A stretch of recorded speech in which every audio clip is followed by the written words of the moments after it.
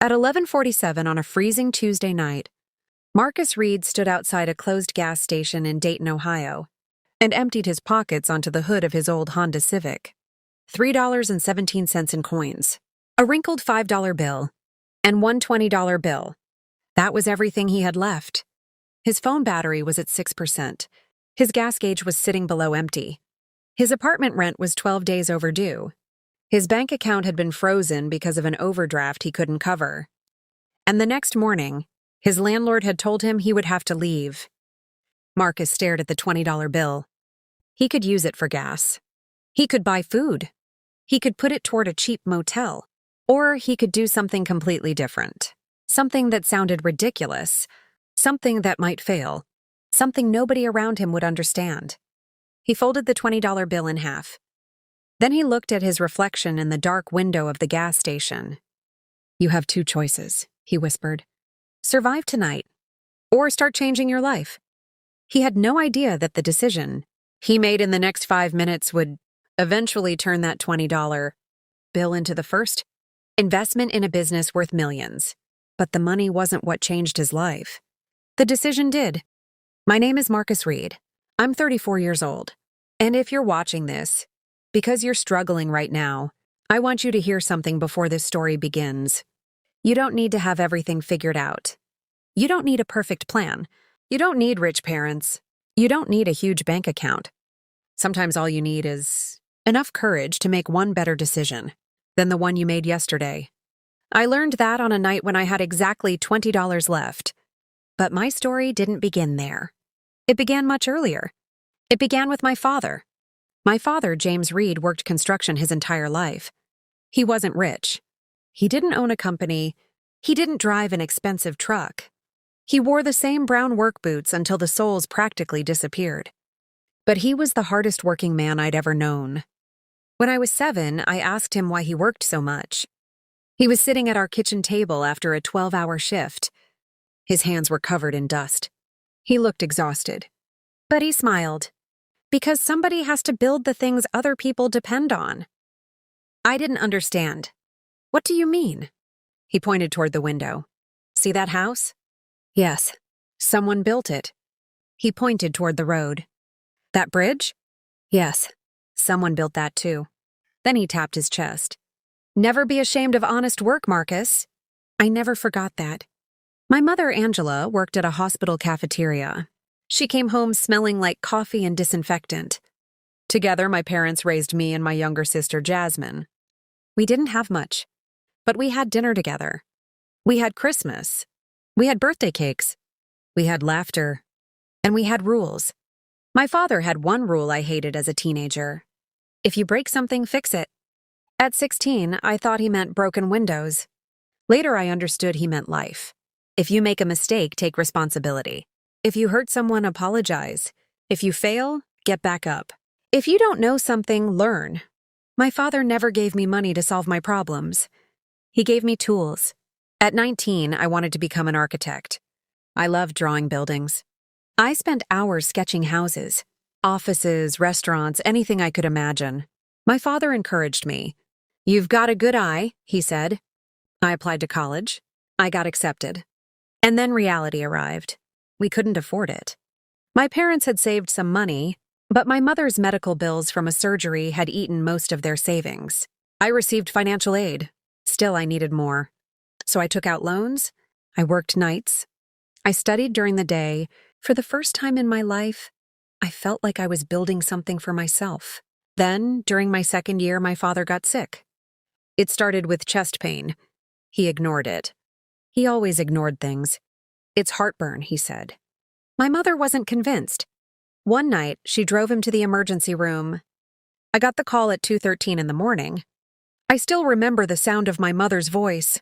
"Marcus, you need to come home." My father had suffered a major heart attack. He survived, but he couldn't return to construction. The family finances collapsed almost overnight. I left college. I told everyone it was temporary. I would go back. I promised myself. But life doesn't always respect your plans. I took a job at a warehouse. Then another job. Then another. I became good at surviving. But survival isn't the same as living. At 23, I got married. Her name was Emily. She was kind, smart, patient. She believed in me even when I didn't believe in myself. We rented a tiny apartment. We didn't have much, but we were happy. At least for a while. I kept telling her I would go back to school. Next year. Then, after we save enough. Then, after I get promoted. There was always a reason. Eventually, Emily stopped asking. I didn't notice. I was too busy trying to prove I wasn't failing. At 28, my father died. That was the first time I truly understood what he'd meant by building things. At his funeral, I stood beside his casket. His old work boots were sitting near the flowers. My mother had placed them there. I touched one. It was covered with years of scratches. I started crying. Not because he was gone, because I realized I'd spent years afraid of failing when the person who taught me to keep going was no longer there to remind me. A year later, my marriage ended. Emily didn't leave because I was poor. She left because I had stopped trying. One night, she sat across from me at our kitchen table. I love you, she said. I stared at her. But I can't keep watching you wait for your life to begin. Those words hurt more than anything anyone had ever said to me. We divorced quietly. No dramatic fight. No betrayal. Just two people who had become strangers while standing in the same room. After that, everything seemed to fall apart. I lost my apartment. I moved into a smaller one. My car needed repairs. I borrowed money. Then I lost my job. The company I worked for downsized. My position disappeared. I applied everywhere. Construction companies, warehouses, retail stores, delivery services, maintenance jobs, anything. I got rejected again and again. Some employers never responded. Others said they had chosen someone with more experience. One manager told me, "You seem overqualified for this." I almost laughed. Overqualified. I couldn't pay rent. I wasn't overqualified. I was desperate. 3 months passed. Then 4. My savings disappeared. My credit cards maxed out. My bank account reached 0. Then negative. And that's how I ended up at that gas station with $20. At 11:52 p.m., I sat in my car. The heater wasn't working. My fingers were numb. I stared at the $20 bill. I thought about buying gas. Then I remembered something. 3 months earlier, I'd been helping my neighbor, Mrs. Patterson, carry groceries upstairs. She was 72. Her husband had died years earlier. Her washing machine had broken. She couldn't afford a repairman. I had fixed it. It took me 40 minutes. She tried to pay me. I refused. The next day, another neighbor asked if I could fix a broken cabinet. Then someone asked if I could repair a fence. Then a toilet. Then a broken dryer. I had done all of it for free. Because I knew how. Because my father had taught me. That night, sitting in my car, I suddenly realized something. I didn't have a job, but I had a skill. I didn't have money, but I had hands. I didn't have a business, but I had a phone. I didn't have customers, but I knew how to solve problems. I pulled out my phone. My battery was at 4%. I opened a neighborhood Facebook group. I typed, "Local handyman available tomorrow. Small repairs, furniture assembly, minor home maintenance. Affordable rates. Free estimates." I stared at the post. My finger hovered over publish. Then fear took over. What if nobody responded? What if people laughed? What if they thought I was pathetic? I almost deleted it. Then I remembered my father. If you don't know something, learn. I hit publish. Then I waited. Nothing happened. 5 minutes. 10. 20. Nothing. I put the phone down. "See?" I whispered. Then it buzzed. One notification. A woman named Linda wrote, "Can you repair a leaking kitchen faucet?" I replied immediately. "Yes." She asked how much. I didn't know. I had never charged for my work. So I searched online. Average rates were between $75 and $150. I typed, $50 plus parts. She replied, "Can you come tomorrow?" I stared at the message. Then I smiled. My first customer? I had no idea how much money I'd make. I just knew I had work. The next morning, I used part of my $20 to buy supplies. I had $11.63 left. I drove to Linda's house. She was a single mother with 2 young children. The faucet was worse than she described. The pipes were corroded. The shutoff valve was broken. It took me 3 hours. When I finished, the faucet worked perfectly. Linda handed me $80.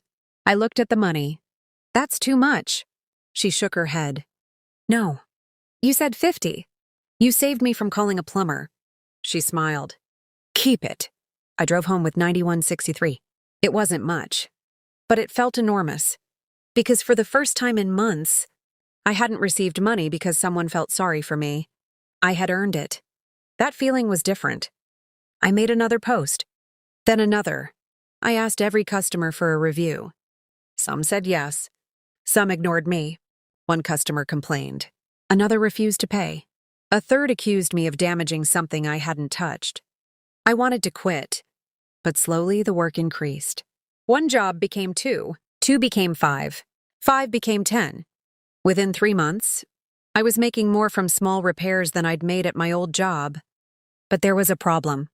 I still had almost no equipment. My tools were basic. My car was unreliable. My phone was old. I didn't have insurance. I didn't have a business license. I didn't even have a proper name. So I started learning. Every night I watched free videos. Business basics, accounting, marketing, customer service, pricing, insurance, taxes. I studied until midnight, sometimes 1 in the morning. I wrote everything down. I learned that a business isn't just about being good at the work. It's about keeping promises, showing up on time, answering calls, cleaning up afterward, being honest when you don't know something, and treating someone's home like it matters. My customer list grew. Then one afternoon, a man named Robert called. He owned 6 rental properties. He had seen my reviews. He asked if I could handle maintenance for his buildings. I said yes. He asked how many people worked for me. I looked around my empty apartment. Just me. He laughed. I like honest answers. He gave me the contract. 6 properties. Monthly maintenance. It wasn't huge, but it changed everything. I quit looking for jobs. I started building one. A year later, I had 3 employees, then 5, then 8. We moved into a small office. I named the company Reed Home Solutions.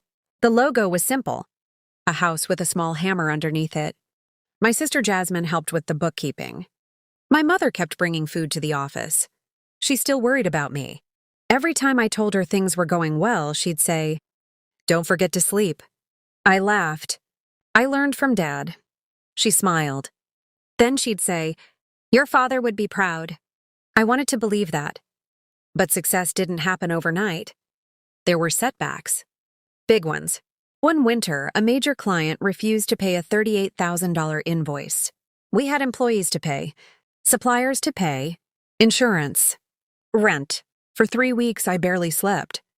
I thought the company might collapse. I considered selling my car. Then one of my employees, Carlos, came into my office. He put an envelope on my desk. "What is this?" "Money?" "I can see that." "You need it." I opened it. There was 200. "Carlos, I can't take this." He shook his head. "Boss, remember when my daughter needed surgery?" I nodded. "We didn't have the money." "I remember. You advanced me my paycheck." "That was different." "No." He looked at me. "You taught us that we take care of each other." He pushed the envelope toward me. "So now we're taking care of you." I couldn't speak. I had spent years thinking success meant having enough money that you never needed anyone. I was wrong. Success meant becoming the kind of person people wanted to stand beside. I returned the money, but I never forgot the gesture. Eventually, the client paid. We survived. Then we grew. 5 years after that night at the gas station, Reed Home Solutions had 37 employees. We worked across 3 cities. We had commercial contracts, residential clients, property management partnerships. And I finally did something I had promised my father years earlier. I went back to school. I didn't return to architecture. Instead, I studied business management. I graduated at 33. My mother attended. Jasmine attended. Carlos attended, and in the front row I left an empty chair. For my father. When my name was called, I walked across the stage. The applause was loud, but I wasn't thinking about the applause. I was thinking about the $20 bill. The gas station, the freezing night, the fear, the Facebook post, the faucet, the $80. That was where everything changed. Not because I suddenly became successful, because I finally stopped waiting to become someone else before allowing myself to begin. Then came the day that changed the story completely. A major national property management company contacted me. They wanted to partner with us. Their contract was worth more than $2 million annually. I thought it was a mistake. I reread the email 5 times. Then I called the number. It was real. They wanted us, but they asked one question. Why should we trust a company that started with one man doing small repairs? I smiled. Because that's exactly why. They didn't understand. So I explained. When you're small, every customer matters. You don't have room to ignore people. You don't have room to waste money. You learn to solve problems. You learn to show up. And you learn that a company's reputation isn't built by advertisements. It's built one promise at a time. There was silence. Then the executive said, "When can you start?" I looked at the clock. Monday. We signed the contract. The company expanded. I hired more people. We opened a second location. Then a third. But something mattered more to me than the money. I started a program. We called it Second Chance Tools. We provided free tools and training to people who were unemployed and struggling. People who wanted to learn a trade. People who didn't have college degrees. People who had made mistakes. People who had been rejected. We gave them something my father had given me. A chance. One afternoon, a young man named Tyler came into the office. He was 22. He had been sleeping in his car. He had no experience, no savings, no references. He asked if we were hiring. My manager said we weren't. I saw him sitting in the lobby. Something about his face reminded me of myself. I walked over. You ever use a drill? No. You willing to learn? Yes. You willing to show up early? Yes. You willing to work hard? He nodded. I smiled. Then come back Monday. He stared at me. You're giving me a job? I'm giving you an opportunity. He shook my hand. Thank you. I told him, don't thank me. Why? Someday, someone else is going to need a chance. When that happens, you give it to them. Years passed. The company grew beyond anything I imagined. But every year, on that same Tuesday night, I returned to the gas station. I didn't need to. I wanted to. I would park in the same spot, sit in the car, and remember, the last time I went, the manager recognized me. You still come here? I smiled. Every year. He laughed. Why? I looked at the building. Because this is where my life changed. He didn't understand. So I told him about the $20, about the Facebook post, about the first faucet, about my father. He listened. Then he asked, what happened to the 20? I laughed. I spent some of it on supplies. How much? $8.37. He smiled. So what happened to the rest? I reached into my wallet. I had kept the original $20 bill. Folded. Old. Almost falling apart. I carried it everywhere. I kept it. He looked at me. Why? Because I never want to forget who I was when I had it. My company eventually became worth millions. I bought my mother a house. I paid off my sister's student loans. I helped dozens of employees buy their first homes. I donated equipment to trade schools. I funded scholarships. I could have bought expensive cars. I could have lived in a mansion.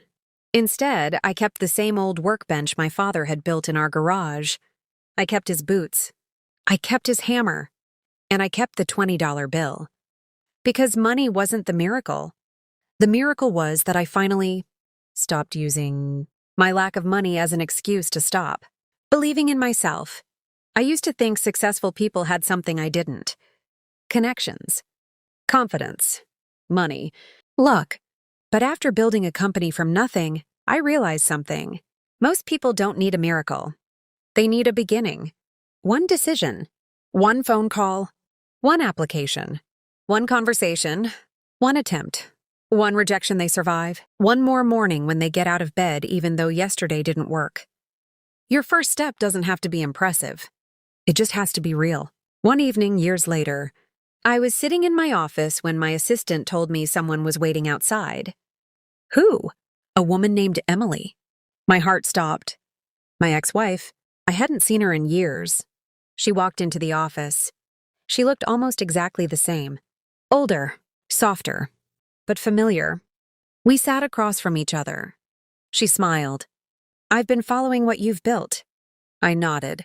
How are you? Good. She looked around. You did it. I smiled. I did. She looked down. I owe you an apology. For what? For leaving. I shook my head. You didn't leave because I was broke. I know. You left because I had stopped trying. She looked at me. I thought you'd hate me. I don't. Why? Because you were right. She started crying. You weren't supposed to say that. I smiled. You told me the truth when I didn't want to hear it. She wiped her eyes. Your father would have been proud. I looked toward the window. I hope so. Before she left, she asked, Are you happy? I thought about the question. Then I answered honestly, yes. Not because I had money, not because the company was successful, because I had finally become the man my father believed I could be. A few months later, I was invited to speak at a community college. The students were mostly people who were working jobs while trying to build better lives. Some looked exhausted. Some looked scared. Some were probably wondering whether their dreams were unrealistic. I stood at the podium. I placed the $20 bill on the table beside me. A student noticed. What's that? I smiled. That is the most important $20 I ever had. Then I told them everything. I told them about losing my job, my marriage, my apartment, my confidence, my father, the gas station, the Facebook post, the faucet, the first customer, the first employee, the first failure, the first big contract. I didn't make the story sound easy because it wasn't. I told them there were nights I wanted to quit. There were days I was terrified. There were moments when I thought I had made a terrible mistake. Then I looked at the audience, and I said, Your circumstances are real. Your problems are real. Your bills are real. Your fear is real. But none of those things get to decide your future for you. The room became silent.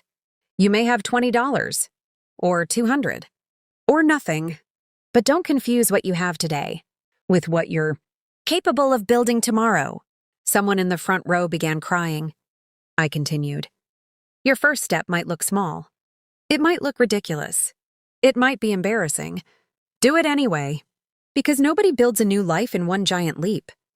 You build it in small decisions, one after another, day after day, failure after failure, until one morning you look around and realize you aren't where you started anymore. The applause came slowly. Then it became loud. I picked up the $20 bill, and I said one final thing. Never underestimate what you can build from a small beginning. That night, I drove home. I stopped at a red light. I looked at the city around me. Buildings, cars, people rushing home, businesses, restaurants, apartments. Everything had been built by someone. Someone had started with a blank piece of paper. Someone had started with borrowed money. Someone had started with an old truck. Someone had started in a garage. Someone had started with $20. I thought about my father. His old words came back to me. Never be ashamed of honest work. I smiled. I'm not, Dad. I kept driving. And for the first time, I understood the deeper meaning of what he had taught me. He hadn't been teaching me how to work. He had been teaching me how to rebuild. Because life will break things. It will take jobs. It will take money. It will take relationships. It will take people you love. Sometimes it will leave you standing in the cold with $20 in your pocket and no idea what comes next. But as long as you're still standing, the story isn't finished. You can still make a decision. You can still learn something. You can still make a phone call. You can still knock on a door. You can still start again. And maybe your beginning won't look impressive. Maybe nobody will clap. Maybe nobody will believe in you. Maybe the people closest to you will tell you you're wasting your time. Do it anyway, because the people who doubt you don't have to live your future. You do. I still have that $20 bill. It's framed now. It hangs in my office. Underneath it, there is a small plaque. It says, "This wasn't enough to save me." Then below that, "It was enough to make me start." And that's the lesson I wish someone had taught me when I was younger. You don't need enough money to change your life. You need enough courage to take the next step. You don't need to know how the entire journey will end. You just need to know where you're going next. If you're watching this and you're struggling right now, don't count yourself out. Maybe you're unemployed. Maybe you're buried in debt. Maybe your marriage ended. Maybe someone you trusted walked away. Maybe you're sitting in a small apartment wondering how you're ever going to get ahead. I know what that feels like. But please remember this. Your current situation is a chapter. It is not the whole book. Don't let a bad chapter convince you that the story is over. Take whatever you have. Your knowledge, your hands, your experience, your willingness to learn, your last $20, and start. Start small. Start scared. Start imperfectly. Just start. Because sometimes the biggest change in your life doesn't begin with $1 million. Sometimes it begins with 20. And a decision nobody else understands. Marcus Reed had only $20 left. He could have spent it trying to survive one more night. Instead, he spent part of it trying to build a better tomorrow. That small decision became a business. That business became a career. That career became a purpose. And that purpose eventually helped thousands of other people find their own second chance. The $20 didn't change his life. He did. And if you have even one thing left inside you that still believes, your story can change. Protect it. Feed it. Work on it. Because you may be much closer to your turning point than you think. Sometimes you don't need more. Sometimes you simply need to use what you already have. And take the first step.